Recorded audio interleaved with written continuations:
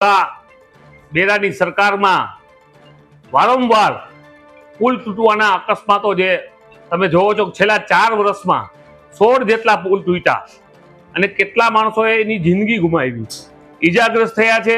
ત્યારે આ સરકારને જગાડવા માટે જામનગર કોંગ્રેસ દ્વારા અમે પણ કંઈક સરકારને જગાડીએ અને ક્યાંક જામનગરની જનતાના પણ ક્યાંક હાથ પગ તૂટ્યા હોય એવો દેખાવ કરી આ સરકાર સામે સૂત્રોચ્ચાર કરી અને ગલી ગલીમાં શોર છે, ભાજપ ભ્રષ્ટાચારથી માંડીને શોર છે એવો એક નારો પણ આજે આપીએ છીએ।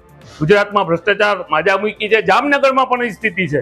ત્યારે આવો પુલ તૂટ્યો અને કેટલા 17થી વધારે પણ મૃત્યુઓ પામ્યા છે।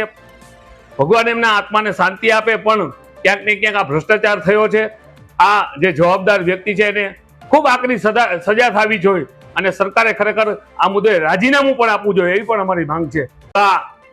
બેરાની સરકારમાં વારંવાર પુલ તૂટવાના અકસ્માતો જે તમે જોવો છો, છેલ્લા 4 વર્ષમાં 16 જેટલા પુલ તૂટ્યા અને કેટલા માણસોએ એની જિંદગી ગુમાવી, ઈજાગ્રસ્ત થયા છે।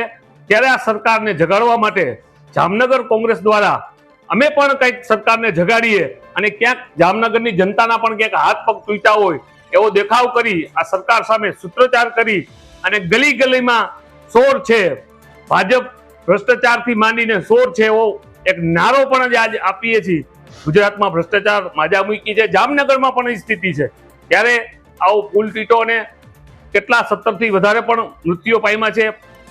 ભગવાન એમના આત્માને શાંતિ આપે, પણ ક્યાંક ને ક્યાંક આ ભ્રષ્ટાચાર થયો છે। આ જે જવાબદાર વ્યક્તિ છે એને ખૂબ આકરી સજા થવી જોઈએ અને સરકારે ખરેખર આ મુદ્દે રાજીનામું પણ આપવું જોઈએ, એવી પણ અમારી માંગ છે।